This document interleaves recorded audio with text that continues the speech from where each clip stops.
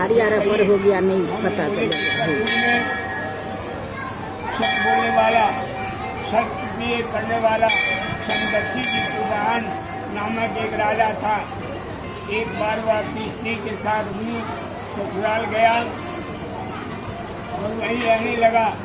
एक दिन आधी रात के समय पुत्र शोक के व्याकुल कोई स्त्री में रोने लगी क्योंकि वह अपने बेटे के दर्शन से निराश हो चुकी थी। उसका बेटा मर चुका था। माता के सामने मेरा बेटा मरा जा रहा है। राजा मानो हृदय हो गया। तत्काल पूछा, तुम्हारा बेटा कैसे मरा। मुझे ने कहा, गुरु प्रतिदिन आकर के गाँव में लड़के को आ जाता है। इस पर दयालु राजा ने कहा, माता आप तुम रो मत, आनंद से बैठो, मैं तुम्हारे बच्चे को बचाने का यत्न करता हूँ। ऐसा कर करके राजा स्थान पर गया जहाँ गुरु आकर के प्रतिदिन खाया करता था। उसी समय गुरु भी उस पर टूट पड़ा और मांस खाने लगा। जब अतिशय तेजस्वी गुरु ने राजा का बाया अंग खा लिया तो झटपट राजा ने अपना दाहिना अंग ही उसके सामने रख दिया। क्या देख करके सुन नहीं बात जाके फिर बात करो। हमने दाहिना अंग फेंक कर गुरु के सामने रख दिया। क्या करके गुरु ने कहा, तुम कोई देवता हो, कौन हो, तुम मनुष्य को नहीं जान सकते। अच्छा अपना जन्म और बात पूछे, फूल बताओ। मीरा से व्याकुल मन वाले राजा ने एक अच्छे राजता के खाना व्यर्थ है, तुम अपनी इच्छा भर मेरा मांस खाओ। क्या सुन करके गरुड़ गए और बड़े आदर के साथ राजा के जन्म और कुल की बात कहने लगे। राजा ने कहा, मेरी माता का नाम सभ्या और मेरे पिता का नाम अतिशालीवाहन है। उस वंश के मेरा जन्म हुआ है और वाहन मेरा नाम है।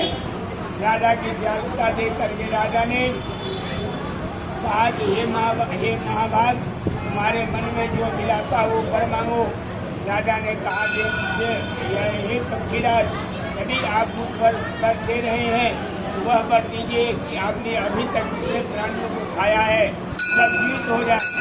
हे स्वामी, आपसे आप यहाँ बालकों को न खाएं और कोई ऐसा उपाय करें कि यहाँ जो उत्पन्न हो ये लोग दिनों तक जीवित रहें। उन्होंने कहा, पक्षीराज जरूर बच्चे स्वामी, आपसे आप यहाँ बालकों को ना खाएं और कोई ऐसा उपाय करें जहाँ उत्पन्न हो ये लोग बहुत दिनों तक जीवित रहे।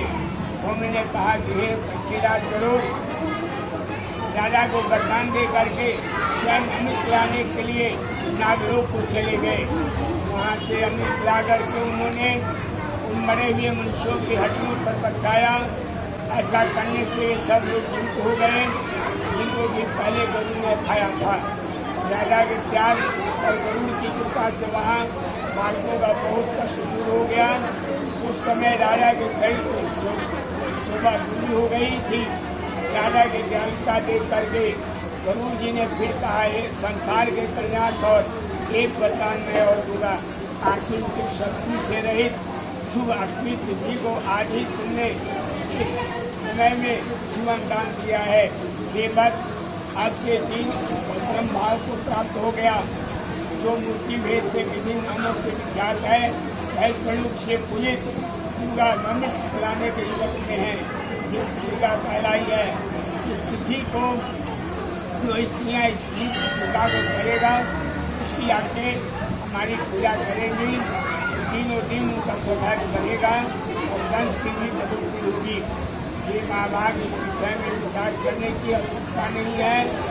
ये राजन सत्य से रहित और विद्या तिथि की अष्टमी को व्रत करें और नवमी को पालन करें, और यह प्रकार सप्तमी को अष्टमी का त्याग करें, यानी उसको व्रत न करें, शुद्ध अष्टमी को व्रत करें। यदि यह पर ध्यान न दिया गया तो नष्ट हो जाएगा, सौभाग्य चौथी नष्ट हो जाएगा।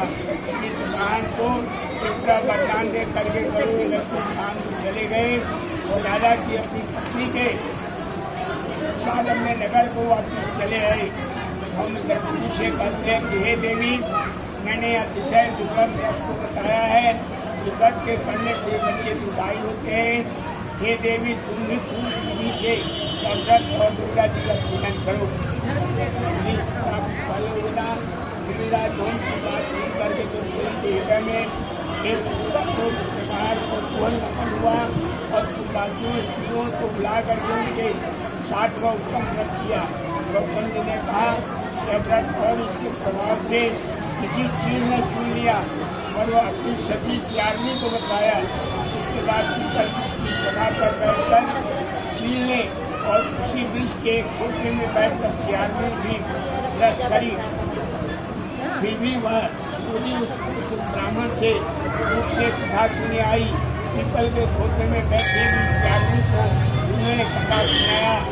कथा सुनी थी, उनके धूप लग गई और उसी समय 100 से भरे हुए संस्थान को पहुंची।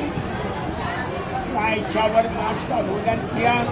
चील बिना कुछ खाए पिए रह गई और सवेरा हो गया। तो सवेरे को गौशाला में गई, गौ का दूध पी लिया। इस नवमी को उसने पालन किया। इसी अयोध्या में किसी व्यापारी के घर में दोनों किन्नी छूटी हुई। वे दोनों सभी शुभ लक्षणों से उपजी। ये बड़ी लड़की काशी राज के साथ और छोटी लड़की मंत्री के साथ अग्नि के सामने बड़ी पूर्वक लाई गई। कुल जन के कर्म के फल से वह मृगनयनी राजरानी हुई। किसी भी संतान को प्राप्त करती थी वो मर जाता था, और कुल जन के बातों को स्मरण करने वाली मंत्री को की पत्नी से बच्चों को पैदा करी। आखिर बच्चे उत्पन्न किए और सभी जीवित रह गए।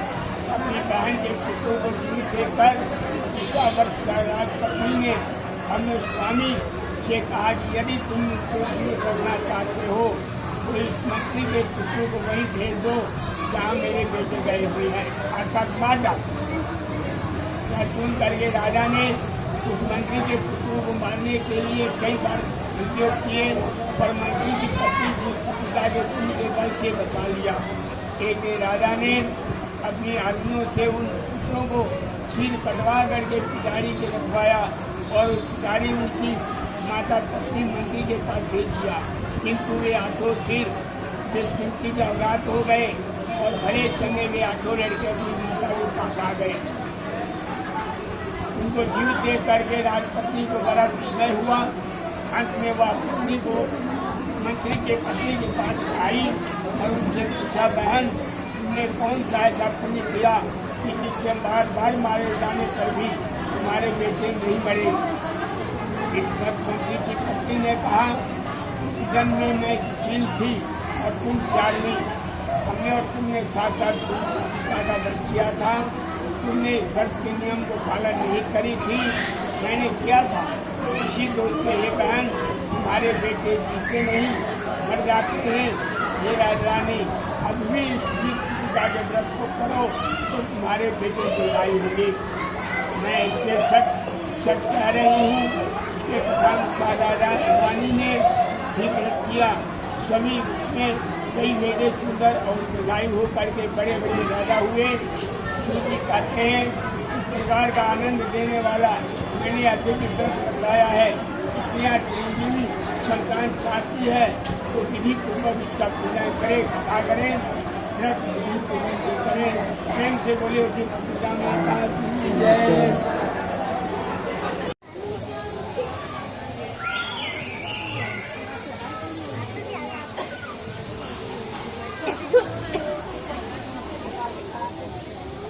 Hãy subscribe cho kênh Ghiền Mì Gõ để không bỏ lỡ